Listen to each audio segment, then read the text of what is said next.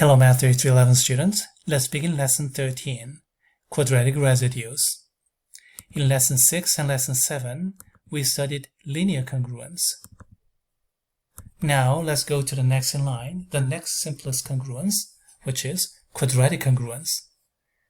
ax squared plus bx plus c is congruent to 0, where the leading coefficient a is non-zero, so that we do have a quadratic term. Modular p. Wait a minute. For linear congruence, we studied for arbitrary modular m. This time, why mod prime only? Actually, not just modular prime, but modular odd prime. P is 5, 7, P is 3, 5, 7, 11, 13, and so on. Why this restriction? Well, in order to answer the question, we need a bit of a review from the previous lesson. Let's go to lesson 12, Lagrange's theorem, which went like this. Let P be a prime and let F be an integer coefficient polynomial with degree n. Then, the polynomial congruence, f of x is congruent to 0, has at most n incongruent solutions. Remember this? We proved it in lesson 12, so I'm not going to reprove it here. Instead, let's talk about this remark. Is modular prime important here? What if I drop it and consider modular composite? Well, let's consider this example. X squared minus 4x plus 3 is congruent to 0. And how many x do we get here? At most n incongruent solutions again? The answer is no. This time, we have 4 incongruent solutions, even though the degree of this polynomial congruence is 2. So, Lagrange's theorem does not apply for modular arbitrary m for composite. The reason is because we have 0 divisors there. Modular prime, there's no way we can get 0 by multiplying two non-zero numbers. Modular composites, yes you can. That's a big difference. And that causes a lot of confusions for modular composite. So let's not worry about that, at this level at least. And then let's consider only modular prime. Also, let's restrict ourselves to modular odd primes. 3, 5, 7, 11, 13, and so on and so forth.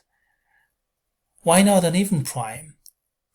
Well, the only even prime is 2, and modular 2, well, that's a bit too trivial. Modular 2, we have only 2 numbers to consider, 0 and 1. Plug in 0, then, oh, that's trivial.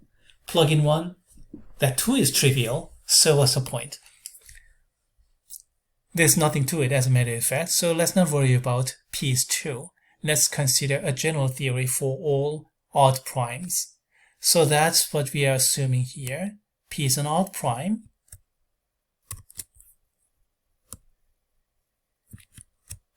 Which I just highlighted in green. Odd prime like this, or P belongs to this like this, or prime number that is greater than 2. They all mean the same thing. Now, for odd primes, please note this implication for arbitrary whole number k. It works for all whole numbers, but we don't really need all whole numbers as a matter of fact. Anyway, here, a is non-zero, modular p. Next, p does not divide a, okay? And then the next, a and p are relatively prime.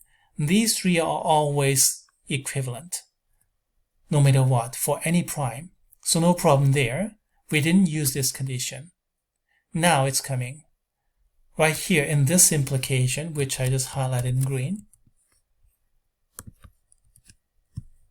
2 to the k power times a is also relatively prime to p. And that's not going to work if p is 2. And that looks pretty trivial. That's really easy. But actually it's not trivial. It's easy, it's clear, it's obvious, yes, yes, and yes, but not trivial. It gives us some highly non-trivial consequence. What does it tell us? 2 to the k power times a is invertible modular p. We can find the multiplicative inverse. We can divide. But it turns out we don't need all those for all k values. These two are sufficient, at least for the time being. 2a inverse exists, and 4a inverse exists, which I just highlighted in blue and purple respectively. So we can divide by 2a and we can divide by 4a. Yeah, we can divide by arbitrary 2 to the k power times a, but it's not really necessary for the time being. Alright, how am I going to utilize these blue and purple into a quadratic congruence here? Let's go to this computation. First, ax squared plus bx plus c is congruent to 0 if and only if 4a times that ax squared plus bx plus c is congruent to 0. Is that equivalent? Is this equivalence true? Well, you can multiply any number to both left hand side and right hand side, so the forward direction is certainly true. But in general, we cannot go backward, because in order to go from the right to left, we have to divide. And division doesn't always work unless there is a multiplicative inverse, in which case, in this particular case, yes, 4a inverse exists, so I can go from right to left. Consequently, this equivalence is true. This logical equivalence holds. And then we can continue like this. Break up this parenthesis, that's what you're going to get. 4a squared x squared plus 4abx plus 4ac is congruent to 0. And then I just add and subtract the same thing so that we'd have net 0. For what purpose? This part here is a complete square, and that part here can be flipped over to the right hand side. So we have this complete square, 2ax plus b complete square is congruent to the right hand side, b squared minus 4ac. B squared minus 4ac, doesn't it ring a bell? It should. Take the square root, we get the square root of b squared minus 4ac, and then flip b to the other side, and finally divide it by this 2a. And can I do that? Yes, I can. Highlighted in blue. So 4a and then 2a, they all work. So divisions are all valid as long as p is an odd prime. So looks like everything is good in this computation, and in the end we have the quadratic formula. But still there's a problem. Right here. Is this square root valid? Even for real number arithmetic, it wasn't always valid, you see. If the inside of the square root is negative, then square root expression was invalid for real numbers. For complex, yes, but not for real. Now we are doing mod p, so things are expected to be even worse. So can we still use square root? It's a big problem. Is it well defined? Well, in order to answer that question, let's set up this particular congruence, which is much simpler than before. Only the essence, y squared is congruent to b squared minus 4ac, and what is y?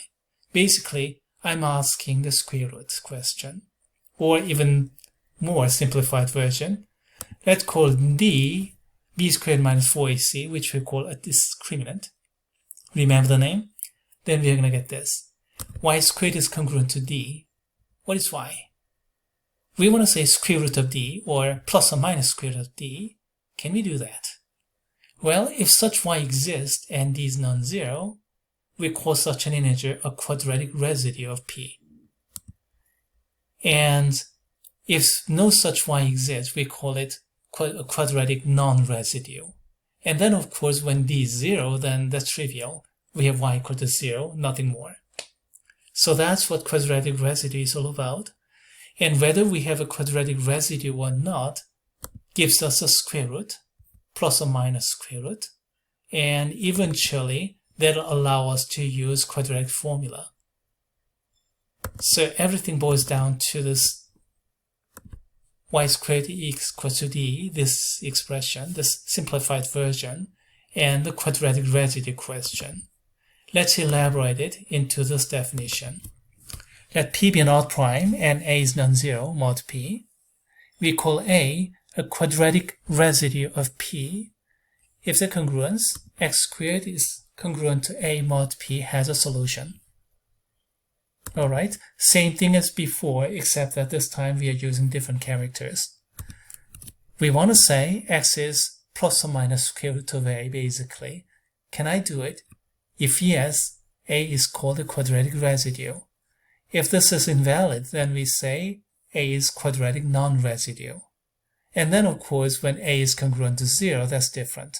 So we can classify all those integers into 3 categories. It's either a quadratic residue or non-residue, or 0. Modulo odd prime, of course. Odd prime, if it have some composite or even prime, then no, should be modulo odd prime.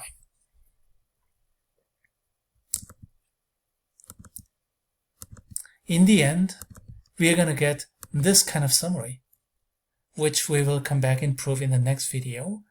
A is 0, then x squared is congruent to 0 has exactly one solution, trivial solution, x is 0, that's easy. And if a is non-zero, then this congruence, x squared is congruent to a, has exactly 2 solutions or no solution. Plus or minus square root of a, if a is a quadratic residue, or no solution, if a is a quadratic non-residue. And using that, we can apply that to the general case. If b squared minus 4ac is 0, then we have only one solution. Because that's 0, we have 2ax plus b is 0, and then this is linear congruence, and then we can go ahead and solve it. And then, doesn't it ring a bell here? That corresponds to negative b over 2a, something we had been using from college algebra days, actually.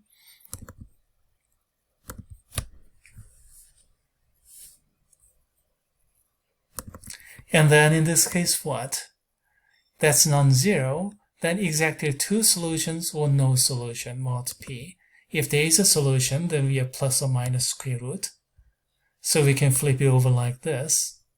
And that corresponds to, our old friend that goes all the way back to, not even college algebra this time, it goes way back to elementary school, I think, at least to the middle school. We're going to establish all those, along with all the proofs and also the example in the next video. For now, let's stop here. See you soon.